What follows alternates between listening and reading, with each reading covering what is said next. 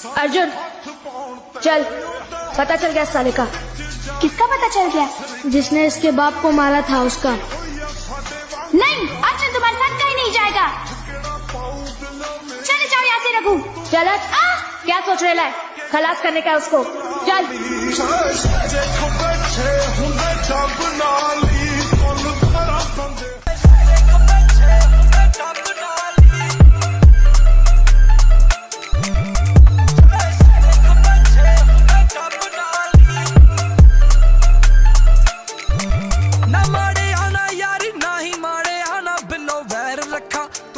साले लगदा जो थोड़ी खैर रख मेरे उत्ते रखे नी मैं रोब तेरे शहर रखा माड़े कमाली पिंड वाली बिलो नहर रखा खेत कूद पंगा पै जाए इस वास्ते नी दबे तीन चार कट्टे बिलो वट नाली सच्चे खब्बे छे हुंदे डब नाली कुल 12 बंदे हुंदे तेरे जग नाली सच्चे खब्बे छे हुंदे डब नाली कुल 12 बंदे हुंदे तेरे जट नाली